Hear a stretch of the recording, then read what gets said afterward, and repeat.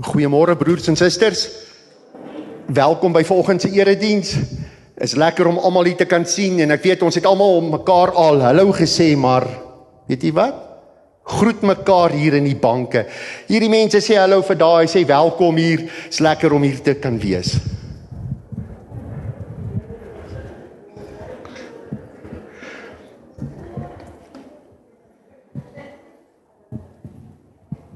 In besonder heet ons ook vir Dominee Hans Brits welkom, hy is ons konsulent. Hy kom net kyk, hoe gaan dit met ons as 'n gemeente? Dominee, u en u vrou Marida, baie welkom hierso, ons hoop en vertrou dat julle die diens en die teenwoordigheid, nie net van God nie, maar ook vir ons as gemeentelede, saam sal geniet. Baie dankie. Daar's 'n goeiemôre. Baie dankie ook aan die Kerkraad vir die uitnodiging en ook van die NG Gemeente Oosterrug, die Kerkraad, ek dra ook hulle groete oor. Vanmôre is ek hier as julle konsulent en dit is 'n heerlike ervaring vir my, baie dankie. Ek voel sommer lekker tuis hier. Ek wil net in kort sê, wat is die verantwoordelikhede van 'n konsulent? Hy gee begeleiding tydens die beroepingsproses. Nou, julle is nou al daardeur. Een van die belangrikste take van die konsulent is om die kerkraad te lei in hierdie opsig, as 'n leraar beroep word, en te verseker dat alles volgens die kerkorde verloop.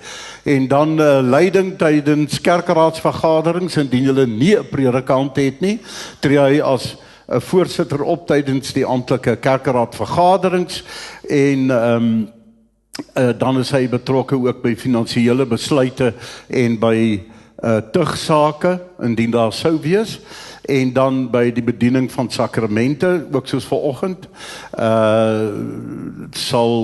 wanneer daar nie 'n geordende predikant is nie, sal hy die sakramente hanteer, en ook die heilige doop, wanneer dit sal plaasvind, en reël dat ander geordende leraars ook dit doen as hy dit nie kan doen nie. En dan onder raad en toesig, die konsulent dien as 'n teologiese, pastorale en administratiewe klankbord vir die kerkraad. So as daar enige konflikte, leerstellige probleme, kwessies of enige onsedelikhede sou opduik, is dit die konsulent se plig om leiding vanuit kerklike perspektief te gee.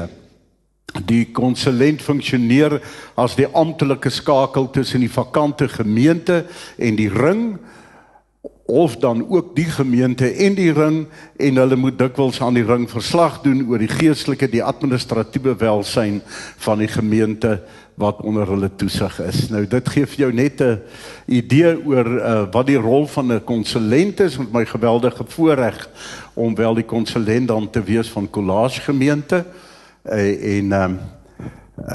ja, dit is 'n wonderlike voorreg om ook vanmôre saam met julle die nagmaal viering te hê, en ek glo dat die Here ook vir my 'n boodskap het, soos wat hy vir julle het.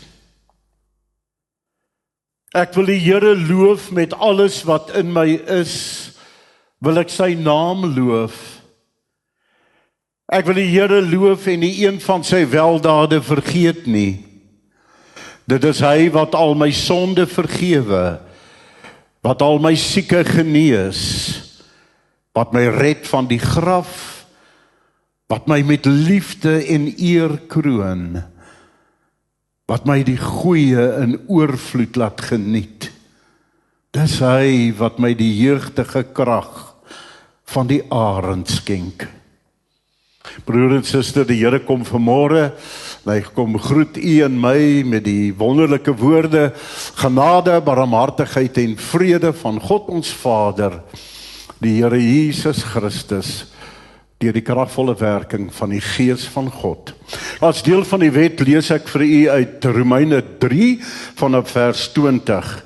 Daarom sal geen mens deur wetsonderhouding deur God vrygespreek word nie. Inteendeel, deur die wet leer 'n mens wat die sonde is. Nou broer en suster, hierdie gedeelte oor wetsonderhouding sluit vanmôre baie mooi aan by ons boodskap. Ek dink dat dit vir ons swaar is om te erken vanmôre dat hierdie klagstaat eintlik van toepassing is op elkeen van ons. Ons bly vasklou aan die idee van die wonderlikheid van die mens en dat, weet jy, ons is nie eintlik so sleg nie. Baie van ons kry dit reg om 'n redelike aanvaarbare lewe ook te lei. Selfs 'n vrome lewe te lei. Dalk is baie vanoggend van julle hier om die nagmaal by te woon. U gaan gereeld kerk toe. U dra gereeld u bydraes by. En so nou en dan woon julle selfs die nagmaal by. Maar God stel baie meer belang in jou hart. Dit moet ons onthou en dit is eintlik die kern van ons boodskap. Eintlik kan ons nou maar klaar maak en dan kan julle ete gaan hê, want dan is ons nou klaar. Want dit is die kern van alles en dit is deel van die boodskap wat Paulus vanmôre ook vir ons gaan bring. Sal die Here eendag vir jou sê, ja, jy het kerk toe gekom, jy het baie dingetjies gedoen, jy was baie vroom, jy was baie godsdienstig, maar weet jy wat? Jou hart is nog verhard gewees. Weet jy wat? Ek was nie deel van jou lewe nie. Alles het om jou gedraai. Weet jy wat? Jy het geen liefde vir my gehad nie. En daarom was dit vir jou moeilik om liefde vir jou medemens te hê. En daarom is ek jammer om vir jou te sê, ek ken jou nie. Ek ken jou nie. Kom ons bely ook dat ons so maklik ons verhouding met die Here verwaarloos en kom ons soek vergifnis op vanmôre. Die Here is getrou, hy is so regverdig. Hy verlos ons van al ons skuld. As ons dit opreg berou. Ek gaan vir ons lees uit Filippense 3 vanmôre, Filippense 3. Ek gaan sommer van vers 1 af lees, want daar, as ons dit van vers 3 af sou neem, is daar 'n gedeeltjie wat ek graag wil hê u ook vanmôre moet onthou, of kan hoor. Filippense, die wat die Bybel het, so bladsy 258, 259, natuurlik in die Nuwe Testament, né? So met die skrif so oop, kom ons nader tot die troon van die Here. Driemaal heilige God, Vader, Seun en Gees. Here, ons dankie vir die feit, Here, dat ons onder die geklank van die woord kan kom, dat ons vanmôre, Here, die skrif kan oop hê voor ons, hierdie vergeelde blaaie met die relevante boodskap vir vandag, vir elkeen van ons. Here, ons bid dat U deur die Gees hierdie verrigtinge van hierdie dag sal seën. Ons dink ook, Here, aan die gemeente se aktiwiteite die week wat voorlê. Here, baie dankie vir die feit dat ons ook nie aan ons eie sondes oorgelaat is nie. Dat ons weet, Here, dat ons so maklik afdwaal. Dat dit so moeilik is, Here, om terug te draai nadat ons omgedraai het. Mag die Gees gee, Here, dat ons weer sal opstaan as ons geval het. Ja, Here, dat ons nie sal volhou met ons verkeerde weë nie. Dat ons die pad van heiligmaking sal loop, Here. In Jesus se naam, Here, vra ons, pleit ons om vergifnis van ons oortredinge. Here, vergewe en vergeet alles wat skeiding maak tussen U en ons. Kom, Here, en spreek met ons deur die woord, sodat die nagmaalsfees opnuut vir ons betekenis kan hê. Gee dat ons nie met filters luister nie, Here, sodat die koninkryk in en deur ons kan kom. Ons vra dit in die naam van Jesus. Amen. Verder, my broers, wees bly in die Here. Om dieselfde dinge aan julle te skrywe is nie vir my moeite nie. En vir julle gee dit sekerheid. Hy skryf vir sy geliefde gemeente in Filippi, hy sit in huisarrest in Rome, dis nou Paulus, né? Nou kom waarskei hy sê, pas op vir die dwaalleraars, pas op vir daardie mense, wat kwaad stig, pas op vir daardie betekenislose besnydenis. Ons het die ware besnydenis. Ons wat God deur sy gees dien, ons wat ons op Jesus Christus beroem en nie op die uiterlike dinge vertrou nie. Tog sou ek ook op die uiterlike dinge kon vertrou. As iemand meen dat hy op die uiterlike dinge kan vertrou, ek nog meer. Ek is op die 8ste dag besny. Van geboorte af is ek 'n Israeliet uit die stam van Benjamin. 'n Egte Hebreër, 'n wetsopvatting was ek 'n fariseer in my ywer, 'n vervolger van die kerk. In onderhouding van die wet van Moses om vryspraak te kry, onberispelik. Maar wat eers vir my 'n bate was, beskou ek nou as 'n waardeloos ter wille van Christus. Ja, nog meer.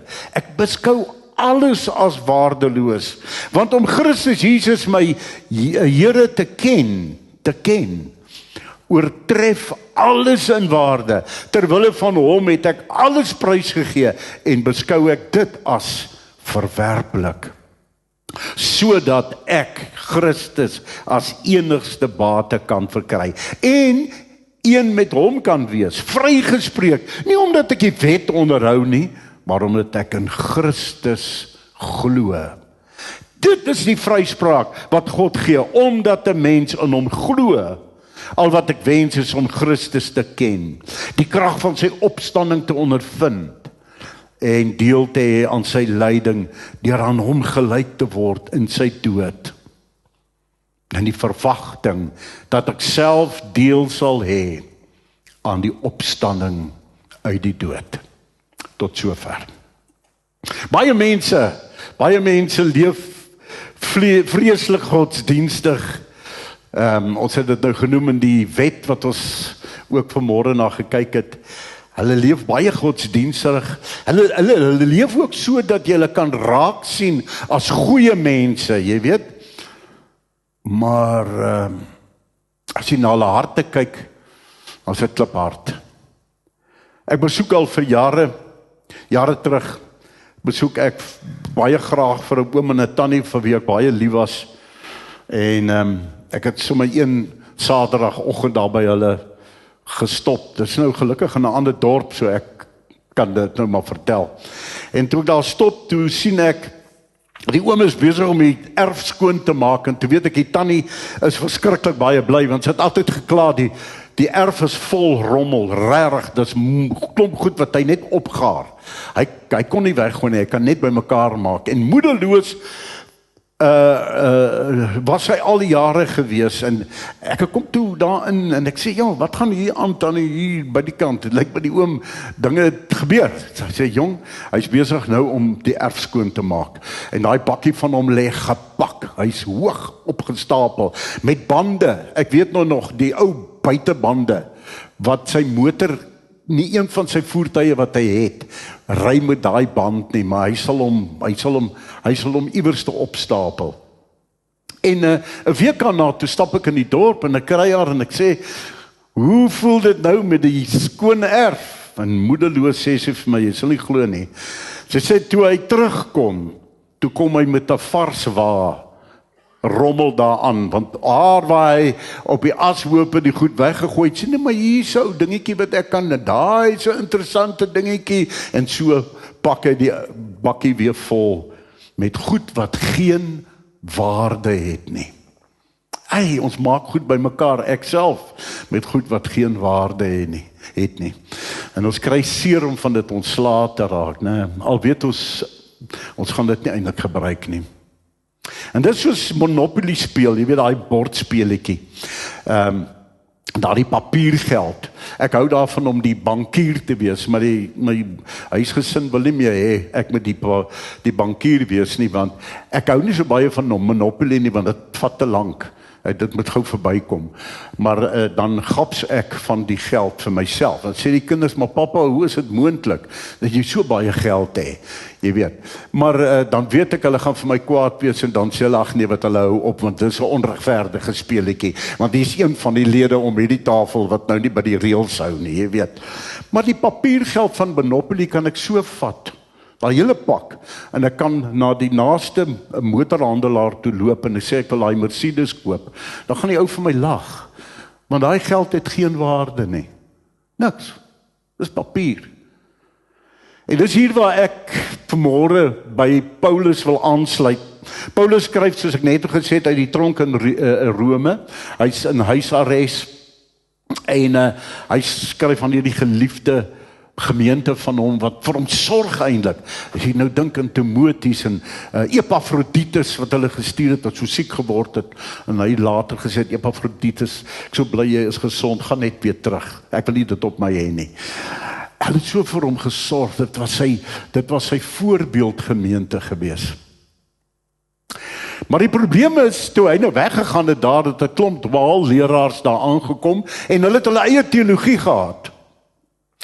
En hulle is valse leraars gewees, en die sin dat, jy moet onthou, en ek het baie empatie met hulle eintlik, want hierdie valse leraars was almal Jode gewees. Baie van hulle was eintlik fariseërs soos Paulus gewees. En 'n fariseer is 'n ou wat volgens die wet werk. Alles volgens die wet, al die feeste, al die offerandes, die wyse van optrede en dies meer. En om sommer te breek daarmee is baie moeilik vir hulle gewees. En daarom het hulle gesê, julle moet eintlik nog verjoods word as julle heidene is. Is jy 'n Christen? Ja, ek is 'n Christen. Is jy besny? Nee, ek's nie besny nie. Wel, dan moet jy jou vinnig besny, papi, want jy gaan dit nie maak nie. Dis die boodskap wat hulle vir hulle gegee het. En Paulus is nie daar om regstellings te maak nie. Om die agtergrond van hierdie gedeelte te verstaan, Paulus sien die gevaar raak van prestasie godsdiens. 'n Godsdiens waar mens dink jy moet iets doen om iets terug te kry. So Paulus verwys in die eerste 3 verse na die Judaïste wat beweer jou geloof in Christus is nie genoeg nie. Nee. Die besnydenis moet bykom. Hulle is wat ek sou noem Christusplussers, kruisplussers. Jy moet nog ietsie bysit. Jy moet nog uiterlike handelinge verrig. Uiterlike godsdienstige prestasies. Jy moet prestasie lewer. Jy weet, jy moet so wees soos Paulus wat hierdie indrukwekkende CV gehad het. Kyk, as ek in my gemeente daarom 'n lidmaat het wat CV van Paulus gehad het, sal op die hande dra. Ek sal te bang wees om Sondag op die kansel te staan. Maar broer en suster, uiterlike godsdienstige prestasies is nie dit waaroor dit gaan nie. Wat eerder saak maak, is daardie dinge wat ewigheidswaarde het. En Christus, geloof in Christus het ewigheidswaarde, om hom te ken. My geloof in Jesus, die verlosser, wat my regverdig verklaar voor God. Daai disharmonie wat daar was, wat gekom het na die sondeval, het Jesus weer kom en hy kom regstel, daar's nou weer harmonie. Ons kan direk in die troonsaal van God inbeweeg. Ons kan met God die Vader praat, enige tyd, enige plek. Ons het niks en niemand nodig nie. Want ons is kinders van die Here, daai voorreg. Maar die onderhouding van die wet, die rituele offers, die besnydenis, kan dit nie bewerk nie. Glad nie. Die kruise alleen. Hierdie goed was heenwysings na Jesus wat gaan kom. Maar ons is nou in die nuwe era, ons is nou in die Nuwe Testament. Laat mens dink aan Markus 10. Die verhaal van die ryk jongman wat beweer en hy het gesê, weet jy, ek onderhou al die wette. Vanaf my jeug doen ek dit. En ek is baie godsdienstig en ek is baie vroom. Maar Jesus wys hom dat sy prestasies juis die skeiding bring, die muur is tussen hom en die Here. Destyds was daar baie Judaïste wat as Jode Christene geword het. Hulle het geglo in Jesus Christus as die Messias. En sover klink dit goed, maar soos ek nou vir jou gesê het, Paulus noem hulle is soos honde wat blaf en lawaai. Hulle beklei en sê nee, maar jy moet nog iets doen ook. So die offerandes wat jy moet bring, jy moet dit bring, want ons voorvaders het dit gedoen, jy weet. Maar hulle verhouding met God was nie daar nie. Jy sien, dit is waaroor dit gaan. Hulle verhouding met God, die vertikale verhouding met God, was nie in plek nie. En dan kan jou horisontale verhouding met jou medemens ook nie werk nie. Alles, broers en susters, het te doen met hoe intiem is ons verhouding met God regtig. Hulle was Christus-plussers, hulle glo jy werk vir jou redding. Die kruis plus nog iets. Hoe kan ons so werk? Hulle glo Christen moet nog steeds besny word. Uiterlike dinge, menslike standaarde. Hulle is geprogrammeer. Hulle mentaliteit het gekom vanuit die destydse antieke wêreld. Onder die Grieke en die Romeine en ook die omliggende Kanaanitiese volke. Nou daar's in Latyn is daar 'n Romeinse term wat eintlik beskryf hoe hulle godsdienst destyds was. En vandag kry ons nog denominasies wat hieraan glo, die Christene met die sogenaamde voorspoedteologie. So in Latyn staan daar dit bekend as do ut des, wat beteken ek gee sodat jy kan gee. Né? Dis amper soos wat ons maak as ons vir ons vriende gaan kuier. Jy weet, as ons vir hulle gaan kuier en hulle gee vir ons iets om te eet, dan is dit nou weer ons beurt. Hulle gee, dan moet ons nou weer gee.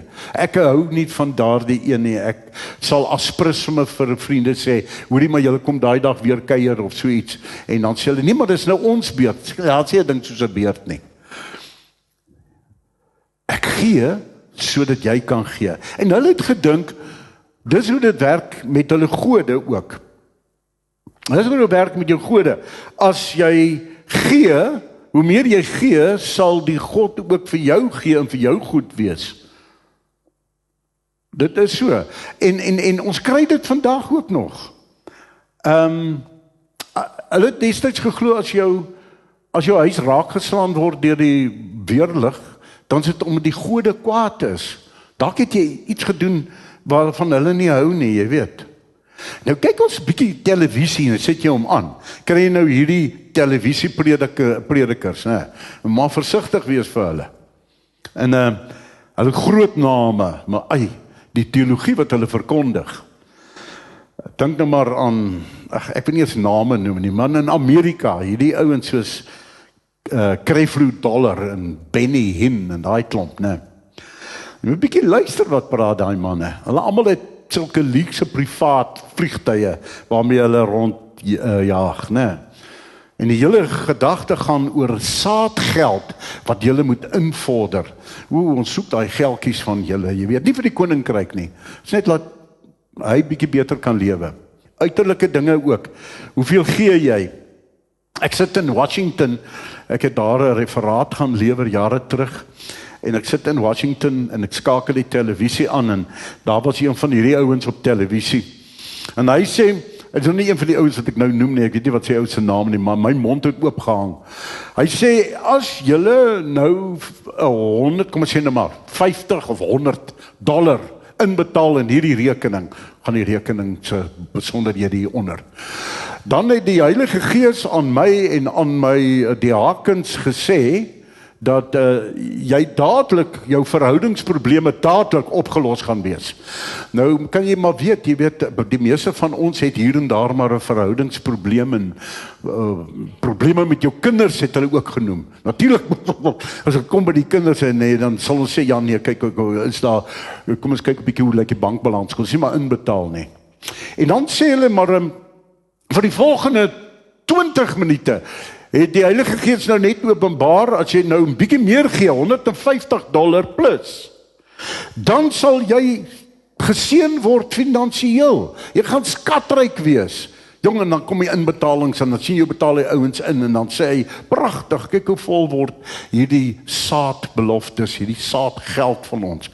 Wonderlik, ja, dra by. Mense, hoe gullible kan die mens nie wees nie, né? En dit is mos maar dieselfde, is dit nie? God kyk nie na hoeveel jy bydra nie. Glad nie. Nee, God kyk na jou hart. Nee, God sal jou seën vir wat jy gee en wat jy doen, vir ander mense ook natuurlik, ja. Jesus het dit gedoen. Ons moet tog sy voorbeeld volg. Maar God kyk na jou hart. Hy stel belang in jou hart. So, jy kan maak wat jy wil, jy kan baie geld betaal, jy kan min betaal, jy kan doen wat jy wil. Hy kyk na jou hart, na jou gesindheid. Dis wat saak maak.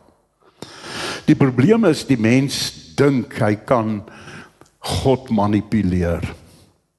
Die mens dink God is soos 'n marionet. Jy weet daai poppie wat so aan stringetjie hang, jy weet, met touwtjies. Ons is die een wat God manipuleer. Mens dink jy kan dit doen. En ons kan nie God manipuleer nie. Ons kan niks doen wat God gaan beweeg om iets te doen nie. God is almagtig. So soewereiniteit van God kan nooit in onguns gebring word nie. Die oomblik wanneer ek en jy God kan manipuleer, is God dood. Bestaan hy nie meer nie. Maar die mense van destyds het geglo, hulle kan hulle gode manipuleer. Efesiërs 2:8, julle is uit genade gered, so jy het niks gedoen nie, God het alles gedoen. Deur geloof, daar kom dit nou. Hierdie redding kom nie uit jouself nie, nou wys, jy het niks bygedra nie. Dis 'n gawe van God. Sê ek wat dit sê nie, staan in Efesiërs 2:8. Dit kom nie deur jou eie verdienste nie, kan nie werk daarvoor nie. En daarom het niemand enige rede om op homself trots te wees nie. Ek is 'n Paulus, kyk na my mooi CV nie. Nee. God het ons gemaak, dis wat daar staan, wat ons nou is. In Christus nie, Jesus het hy ons geskep om ons lewe te wy en goeie dade waarvoor hy ons bestem het, né? Wees soos Jesus. Vra altyd, maar wat sou Jesus gedoen het? Wie is die diensknegt, die dienaar, die slaaf? Soos Jesus. So, God is nie 'n hemelse slotmasjien of 'n kitsbank nie. God is nie, met alle respek, die Checkers 60-60 en ek het my wenslysie en ek stuur dit in en hy moet sorg dat daai goed afgelewer word vinnig. Binne in 60 minute, né? Vinnig, kyk, ons kan nie wag vir ons gebede nie, né? Dit moet vinnig, kyk, ons sê ook vir die Here wat hy moet doen. En dan daarna sê ons ook, dit is 'n ernstige saak hierdie. Baie keer is ons te bang om vir die Here dit te gee, want daar gaan hy te lank vat. Jy weet, ek het dit bietjie kan vinniger maak. Ek gaan net so 'n stukkie in, dan vra ek die Here, Here, sorry, ek het al weggetrek, wil u nie nou bykom en saam met my die pad loop nie. Ek het klaar die besluit geneem, so u hoef nou nie u tyd te neem nie, met alle respek, maar u moet saam met my nog die besluit neem. Besluit klaar geneem, jy het dit gedoen. Ag broeder, suster, jy weet waarvan ek praat. God se primêre taak is nie om reg te sit, om my wenslysie af te lewer nie. Want as ek daai mentaliteit het, het ek 'n probleem met my by Gods begrip. Want dan raak ek kwaad. As ek vir die Here iets gevra het en hy gee dit nie vir my nie, dan raak ek woedend en sê, wat het van die liefde van God geword? Hoe kan jy sê jy is 'n God van liefde? Dan gebeur al hierdie dinge. Broer, is dit net weer 'n bietjie Job gaan lees ook, né? Daarom is ons kwaad, want ons kry nie wat ons gevra het altyd nie. En ons weet dis nie hoe dit werk nie. Here, maar jy moet sien hoeveel stukke ek ingooi, hoeveel gebede ek doen, en hoeveel keer ek kerk toe gaan, hoeveel keer ek nagmaal toe kom, Here. En die Here sê, maar hoe lyk jou hart? Hoe lyk jou hart? Hoekom kom jy kerk toe? Is dit omdat jy bang is vir die toekoms, dat ek jou vir die toekoms moet seën en dies meer? Of is dit om uit liefde uit wat jy kom? En Jesus word vervang deur 'n formule. En God word 'n middel tot 'n doel. Ja, ons kan hom nie manipuleer nie, hy is die soewereine God. Het jy geweet, God het niks van jou en my nodig nie. Niks. Besef jy dit? Ons kan niks vir God gee nie. Al wat ek en jy vir die Here kan gee is 'n sak vol sondes, that's it. Ja, ons is maar afhanklike stoffies, né? Maar God dank, God se stoffies. Ons is sy stoffies, ons is sy kinders. En ons het voorregte. Natuurlik ja. Maar vir ons hele lewe lank staan ons bakkant voor hom vir ons daaglikse brood. Dit wil sê, al is dit net vir hierdie dag, Here. Môre sal vir homself sorg, maar help my net nou, Here, in hierdie situasie wat ek nou is. En ek het soveel van daai lidmate by my, dan sê ek, weet jy, kom ons vra die Here dat hy net vandag met jou sal wees, en met my ook, maar kom ons kom net, jy weet die hemelse ritme is een dag op 'n slag. Jy my net vandag se brood. Ja, natuurlik moet ons bid oor die toekoms en so man, ja. Dit sien dat ek nou sê, jy moet dit nie doen nie. Ons geloof is soos 'n leë bedelaar se hand. Ons oë is gerig op Jesus Christus, wat ons leë hande uit liefdevolle genade volmaak. En ons bekers loop oor. En dis waarom ons daai bekers wat oorloop, daai oorloop vat ons en ons gaan gee dit vir hulle wat dit nodig het. Ons gee vir hulle 'n glimlag, ons gee vir hulle 'n glasie water, en ons gaan sit by hulle by die hek, en drink saam met hulle koffie, en dan ry die ouens daar verby, en dan kyk hulle vir my baie snaaks aan, wat doen ek nou hier? Dan sit daai ou met 'n wit bord, en hy eet gou die oorskietkos van gister, en hy drink saam met my uit ons het nou nie norretakies nie, ons is nie so grand nie, maar sommer uit ons beker uit, en ons gesels. En van die oorloop kan ek sê, man, hier's nog 'n paar randjies vir die feit dat jy nou nie jou elektrisiteit kan bekostig nie. En as dit nou vir my jok, dan is dit mos nou nie op my nie. Maar ek hoef nie baie ryk te wees nie. Ek hoef nou vir hom niks te gee nie, ek kan net vir hom 'n glimlag gee. Nee, dis wat Jesus sou gedoen het. Christelike godsdiens het met relasies te doen, dit met die verhoudings te doen. Eerstens my verhouding met God, en as dit in lyn is, kom al hierdie ander goedes in plek. Val in plek. Dan is dit nie, ek doen iets sodat God iets aan my kan doen nie. Dan is dit, ek doen hierdie goedes, want ek kry so baie van God af. Ek is so dankbaar. Nee, dit is nie omdat ek dit doen, sodat ek net ook kan gaan kyk, jong, is ek nou uit die rooi uit met my rekening nie. Nee, as die Here dit ook aanspreek, dankie Here, U is genadige, liefdevolle God. Maar ek doen dit, Here, vir wat U vir my deur al die jare gedoen. Die Here, ek moes nie eers 7 jaar oud geword het nie. Toe moes U my van die aarde afgeveet. Toe het ek genoeg sondes gehad dat U my net kan verwerp het. Maar U doen dit nie. U doen dit nie. Ek keer my rug op U dag vir dag, Here, en dan staan U vir my in wag met arms wat oop is. Waar in die lewe in? Daarom doen ek dit.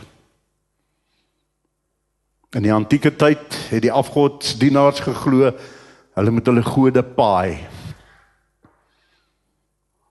Hulle het ook geglo, hulle gode raak honger, moet vir hulle sorg. Nou jare gelede toe ek nog baie hare gehad het, en ek glo dit as jy wil, ek het nogal donker hare gehad, so dit is jare terug nou, het ek godsdienstwetenskap geswat, en ons het onder andere na Chatsworth in Durban toe gegaan, maar daar was die Hindu tempel, the Temple of Understanding gewees, en dit was vir my baie interessant, dan hierdie groot tempel, geweldige groot gebou, alles is goud en dit is binne in hierdie wit marmer. Het daar 'n Boeddha beeld gesit met die beentjie so gekruis. En dan het die mense hulle vrugte gebring en hulle yoghurt gebring en dit daar voor hom neergesit, né? Sodat hy moet eet en versadig wees, want as jou God versadig is, dan kan hy mos nie vir my kwaad wees nie.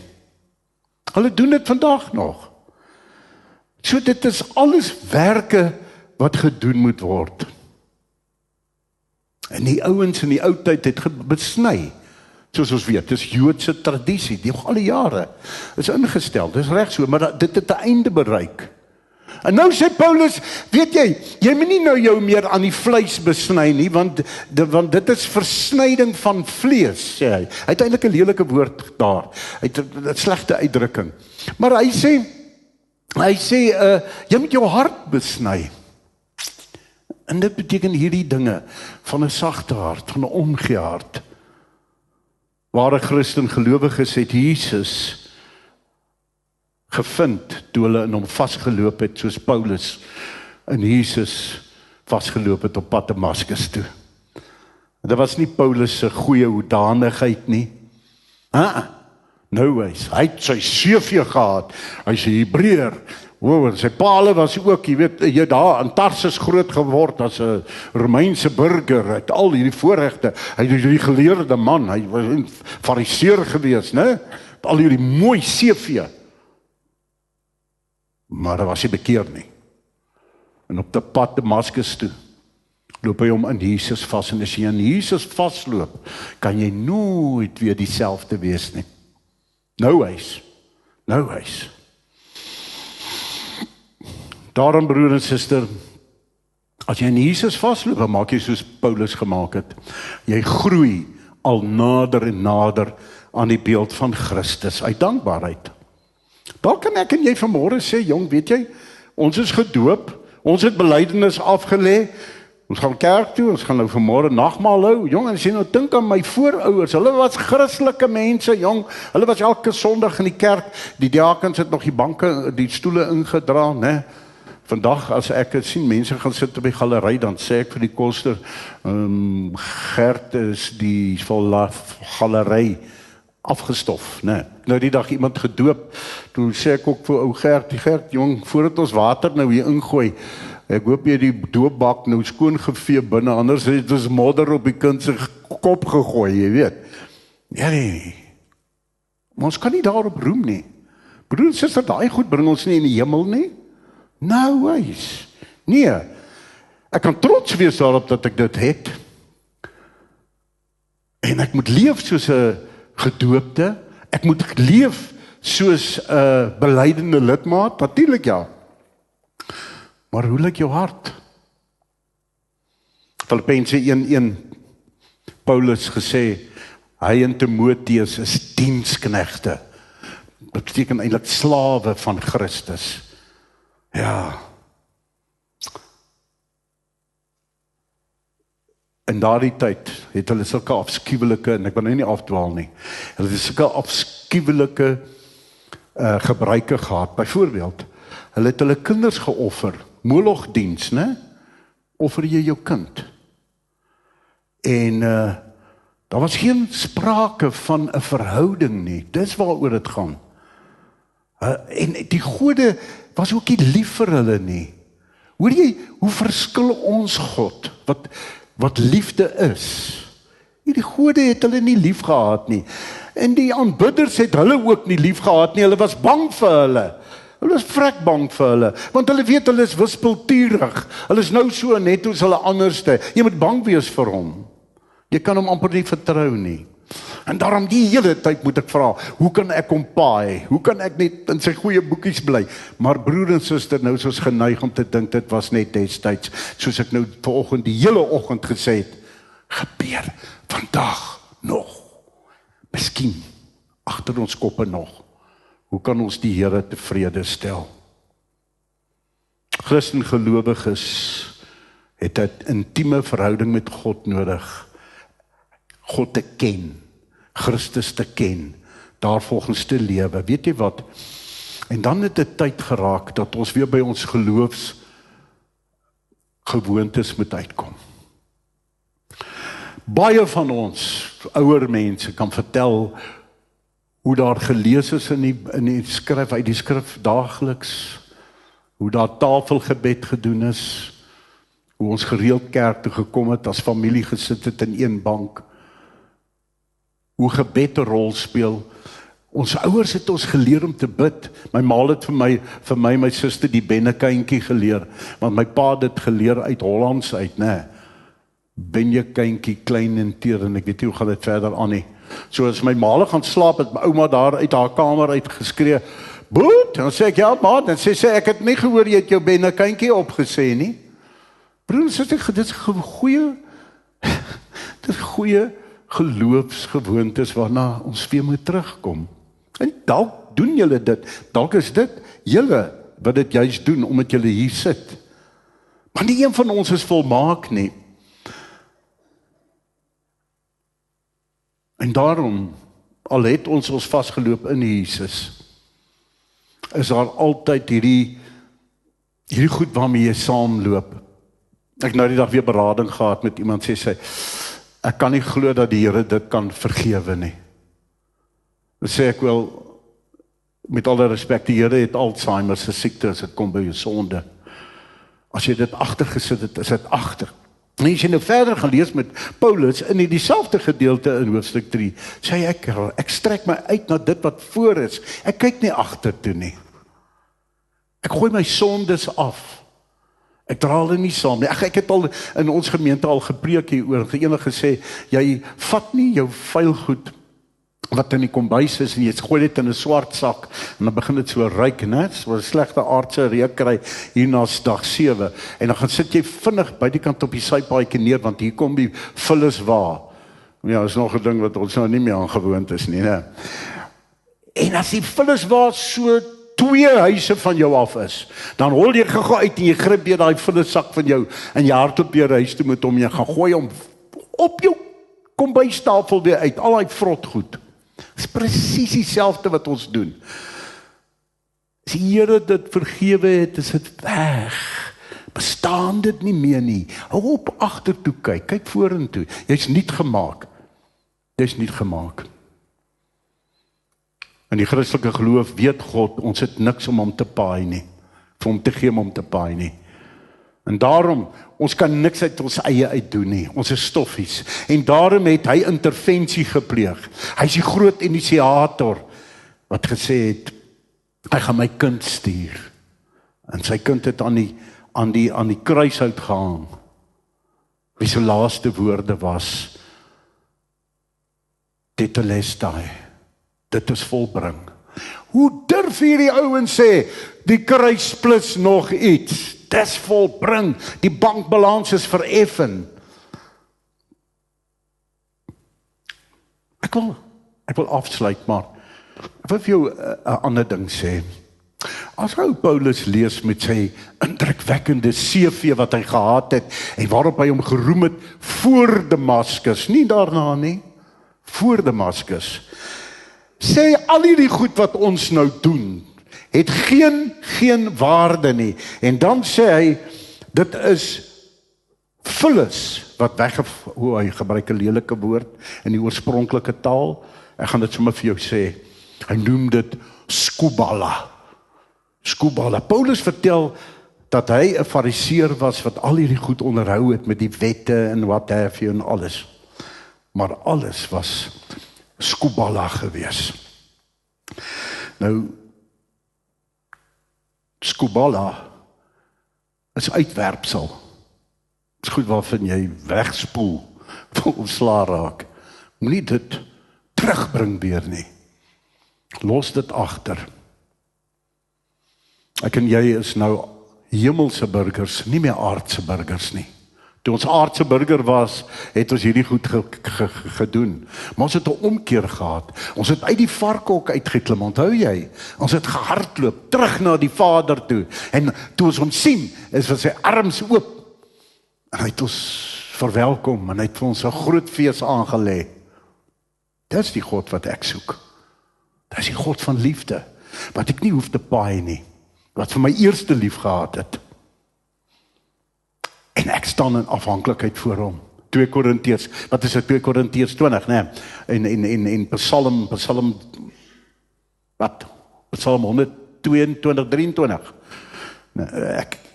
Soos die oë van die dienskneg gerig is op die hande van die meester, of haar meesteres, soos my oë op u gerig. En dan, my tafelgebed sê, en dit kom so hier uit die skrif uit, en u seën ons met al u welbehae, as u hande oopgaan. En dit gee my die energie, om te gaan goed doen. Niks anders te nie. Niks anders te nie. Paulus sê, skubala, vir al die goed wat ons doen, om die Here te behaag, wat nie met ons verhouding met hom te doen het nie. Jesus alleen red jou. Calvin sê, as jy sit in die bank vanmôre, nou hy het nog nie gesê, as jy vanmôre in die bank sit nie, maar hy sê, daar is een groot waarheid van Christene, wat ons moet vat, en dit is ons grootste vyand, is dat ons pogings aanwend, om onsself te red. Ons kan dit nie doen nie. Ons moet opbou, om trots te wees op ons magnifieke, vroom, godsdienstige lewe. Ons moet eintlik vanmôre, voordat ons aan die tafel kom sit, weer kom vra, wat is dit, wat hier binne in ons is, wat nie belyn is nie. Wat is dit? Sit jy nog steeds in die sentrum van jou lewe? Sit jy nog steeds daar waar jy in beheer is? Dan is dinge verkeerd. Is jou hart kliphard vanmôre? Wat van hulle wat vanmôre kom om 'n stukkie brood te kom eet en 'n slukkie wyn uit gewoonte te kom neem, sonder belydenis van sonde, sonder verwondering oor wat die kruis regtig beteken, sonder enige verwagting dat die opstandingskrag van Jesus ook my lewe totaal en al kan verander. Hebreërs 21 sê, laat ons elke las afgooi, ook die sonde wat ons so maklik verstrik, laat ons die wedloop wat vir ons voorlê, met volharding hardloop. Kom ons leef soos gekruisigdes. Ons sondes is afgesterf. Ons het opgestaan saam met Jesus. Jy weet, prof Stefan Joubert het eendag vir my die mooiste ding gesê, wat ek nooit sal vergeet nie. Hy sê eendag het 'n ou oomie vir hom gevra, nou wie is jy? Toe sê hy, nee, ek is jong, ek is 'n Joubert. Toe sê die oom nou, maar van watte Jouberts is jy? Toe dag Stefan, hy gaan nou vir die oom nou gou ietsie sê. Toe sê hy, oom, ek is van die gekruisigde Jouberts. Hy sê, daai oom so oud net so groot gerek. Maar is teologies eintlik heeltemal korrek. Ek en jy is gekruisigde Botas van Wyks, Leroux, wie ook al, né? En ons moet so lewe ook. En ons verhouding met God is reggestel. En ons hoef nie terug te kyk nie. Ons het vergifnis ons eie gemaak. En ons ken vir Jesus. En hier voor in die kerk is die nagmaalstafel gedek. En hierdie tafel is nie vir mense wat gearriveer het met indrukwekkende CV's nie. Of wat noodwendig voorbeeldige Christene is nie. Maar is vir hulle wat 'n begeerte het om nog nader te kan groei aan die beeld van die lewende Here. Nee, dis nie vir mense wat dink hulle geestelike CV's is perfek nie. Hierdie tafel is vir mense wat besef, Here, ek het niks om te bring nie. Ek smag net na u liefde. Ek smag na u teenwoordigheid in my lewe. Amen. Here Jesus, ons kom staan vanoggend voor u met 'n diepe bewuswording, Here, van ons eie leegheid en u ontsaglike grootheid. Here, ons bely dat ons dikwels soos dwaase is, wat vasklou aan dinge wat geen ewige waarde het nie. Ons dra die swaar vrag van ons ou sondes so maklik saam. Ons foute en ons mislukkings. Asof u kruisdood nie genoeg was om dit totaal en al te verwyder nie. Here, kom en vergewe ons. Mag ons lewe dankbare lewens wees tot eer van u naam alleen. Amen. Ons gaan nou die nagmaalstafel voorberei. Andries, sal julle voorkom sit saam met ons? Broer en suster, ek gaan aan u voorhou die formulier van die heilige nagmaal. Die Here self het die nagmaal ingestel en daarvan getuig Paulus. Ek het van die Here ontvang wat ek ook aan julle oorgelewer het. Die Here Jesus het in die nag waarin hy oorgelewer is, brood geneem en nadat hy God daarvoor gedank het, het hy dit gebreek en gesê, dit is my liggaam, dit is vir julle, gebruik dit tot my gedagtenis. Net so ook het hy na die maaltyd die beker geneem en gesê, hierdie beker is die nuwe verbond wat deur my bloed beseël is. Gebruik dit elke keer as julle daaruit drink tot my gedagtes. Die nagmaal is 'n verbondsmaaltyd waar die verbintenis tussen Christus en sy gemeente telkens vernuwe word.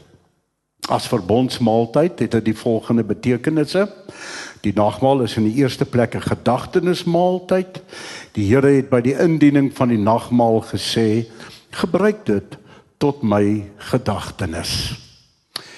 Die nagmaal is in die tweede plek 'n waarborg. Daarom sê hy, dit is my liggaam en dit is my bloed. So seker as wat hierdie brood voor ons oë gebreek word en hierdie beker aan ons gegee word en ons dit met die mond eet en drink, so seker het ons deel aan Christus, aan sy sterwe en aan sy opstanding. Die nagmaal is in die derde plek die viering van die gemeenskap met die lewende Here en met mekaar. Die nagmaal verbind ons nie net met sy dood nie, maar help ons om in die gemeenskap met hom te lewe. Die nagmaal is in die vierde plek 'n verkondiging van ons toekomsverwagting. Ons het in die nagmaal die versekering dat die Here een met ons is. Tog kyk die gemeente hiermee ook vooruit na sy wederkoms en verkondig daarmee die dood van die Here totdat hy kom. Die nagmaal is in die vyfde plek 'n vreugdefees. Al dui die tekens op die lyding en die sterwe van Jesus Christus aan die kruis, sy bloed wat vergiet is en sy liggaam wat gebreek is, staan die nagmaal as 'n nagmaalsviering nie in die teken van rou en droefheid nie. Uit alles blyk dit duidelik dat die nagmaal ten slotte 'n fees van dankbaarheid is. Die Heilige Gees verseker ons deur die tekens van brood en wyn van die heil wat ons in Christus Jesus deelagtig is. Nou broer en suster, ek het die vrymoedigheid om, en ek hoop die kerkraad gaan my nie kwaadlik neem nie, dit is maar standaard, dat indien u van ander gemeentes is en besoekers is en u vrymoedigheid het om die nagmaal te gebruik in die eie gemeente, is u meer as welkom as gekruisigde Botha van 'n Merwe Leroux om saam met ons die nagmaal te gebruik in groot erns. Kom ons staan en ons bely ons geloof hardop.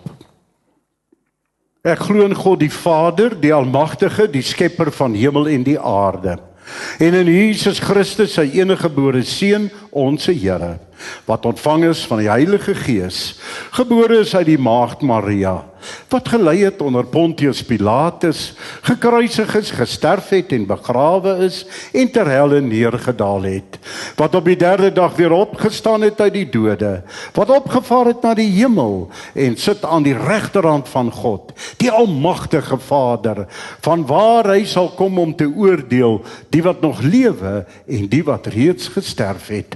Ek glo in die Heilige Gees. Ek glo aan 'n heilige algemene Christelike kerk, die gemeenskap van die heiliges, die vergifnis van sondes, die opstanding van die vlees en 'n ewige lewe. Amen. U kan maar sit. Broer en suster, die brood wat ons breek, is die gemeenskap met die liggaam van ons Here Jesus Christus. Neem, eet, dink daaraan en glo dat sy liggaam gebreek is tot 'n volkome versoening van al u sondes.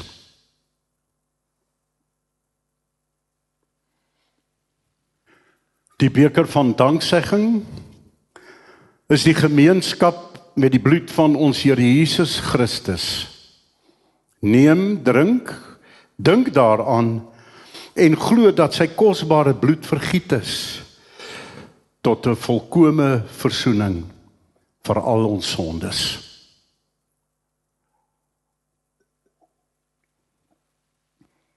Kom ons nader tot die troon van die Here. Barmhartige God en hemelse Vader, Here, ons loof en prys U dat U deur die genade U seun aan ons geskenk het, Here, as middelaar wat deur sy kruis en opstanding die straf op ons sondes gedra het en so vir ons voedsel en drank van die ewige lewe geword het. Ons dank U dat U aan ons, Here, die geloof skenk, waardeur ons in hierdie weldade kan deel. Ons dank U, Here, dat ons opnuut deur hierdie nagmaal ook in ons geloof versterk is. Amen. Broer en suster, ontvang die seën van die Here en gaan huis toe in sy vrede. Die genade, die barmhartigheid en die vrede van God ons Vader, die Here Jesus Christus en die kragvolle inwerking van die Gees van God, dit sal met u wees van nou af tot in alle ewigheid. Amen.